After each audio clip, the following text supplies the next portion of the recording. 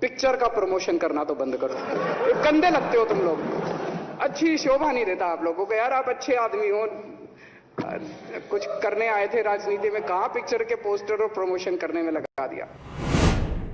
मुझे लगा कि अब वो पंजाब में जीत के आए तो उनमें एक नम्रता आएगी, उनमें एक नेशनल लीडर बनने का रुतबा आएगा, he will become a little different person, but unfortunately he was crude, he was insensitive, and he did not think about the lakhs of Kashmiri Hindus who were thrown out of their own homes, and the women raped, people murdered, and the people behind him were laughing.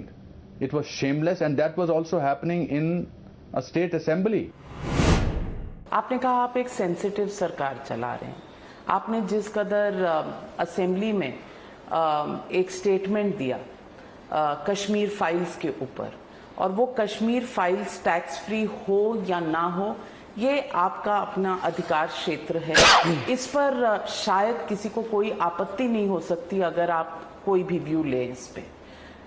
लेकिन ऐसा BJP का कहना, ऐसे कई लोगों का कहना है कि जिस तरह से आपने कहा इस मुद्दे के बारे में वो इनसेंसिटिव था, और आपके पार्टी के जो ट्विटर हैंडल में जिस तरह इसको कहा गया कि ये झूठी कहानी है, उससे लोगों को ठेस पहुंची है, खास करके कश्मीरी पंडितों को, कश्मीरी हिंदुओं को।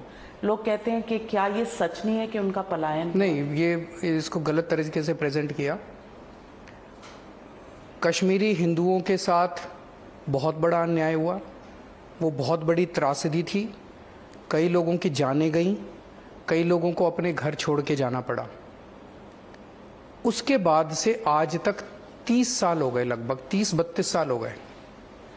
इन 30-32 सालों में 5 साल वाजपेयी जी की सरकार रही बीजेपी की, 8 साल अभी केंद्र में पिछले 8 साल से बीजेपी की सरकार है।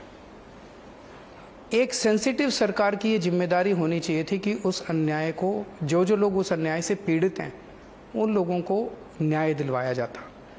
जितने लोग कश्मीर छोड़ने के लिए बाध्य हुए थे उस टाइम, उनके पुनर्वास की व्यवस्था की जाती, उनको वहाँ पे ज़मीनों का इंतजाम करके या उनके जो भी है उनके उसके ऊपर पॉलिसी बनाई जाती और उस पॉलिसी के तहत एक अच्छे तरीके से उनको वापस पुनर्वास किया जाता। वो नहीं किया गया। 8 साल केंद्र में सरकार चलाने के बाद वो एक फिल्म का प्रमोशन कर रहे हैं बीजेपी वाले। मैं केवल ये कहने की कोशिश कर रहा था। मैं आपको एक उदाहरण देता हूँ।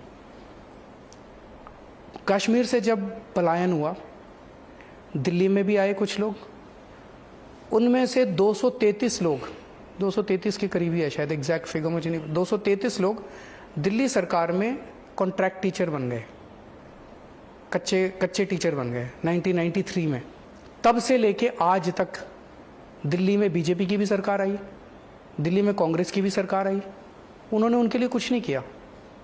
हमारी जब सरकार आई, मैंने उन 233 टीचर्स को पक्का किया। ये आपको तो नहीं पता, ये तो किसी को भी नहीं पता। हमने कर दिया, हमने उनका काम कर दिया। उन 233 टीचर्स को हमने पक्का किया और रेट्रोस्पेक्टिव इफेक्ट से किया। पुराना सारा उनका ड्यूज 1993 से उनको पक्का किया रेट्रोस्पेक्टिव इफेक्ट से। हमने उनके ऊपर पिक्चर नहीं बनाई, हमने उनके साथ खड़े होके उनके लिए हमने काम किया। यही करने की ज़रूरत है। मेरी केवल एक ही मांग है कि इतने साल हो गए उनकी त्रासदी को, आओ सारे मिलके, पार्टी लाइन छोड़ के सारे मिलके उनकी मदद करते हैं, उनको वापस अपने अपने घर जाने में मदद करते हैं, उन सब परिवारों का सहारा बनते हैं। उनके ऊपर पिक्चर बना के करोड़ों रुपए कमाना मुझे तो ठीक नहीं लगता। अगर किसी को ठीक लगता हो तो मैं कह नहीं सकता। केजरीवाल जी, 233 लोगों की आपने बात कही, 7 लाख लोगों का पलायन हुआ था, तो 233 को आपने नौकरी दी, पक्का किया, बहुत अच्छा किया।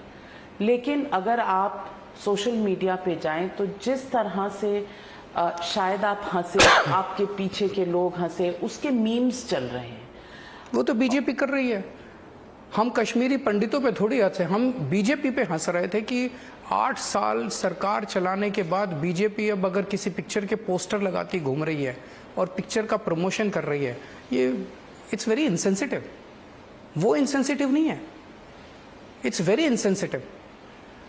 8 साल के बाद मतलब चलो भूल जाओ पुराना जो हुआ, आज से क्या हम सब लोग मिलकर एक संकल्प ले सकते हैं कि हम इनके लिए काम करेंगे?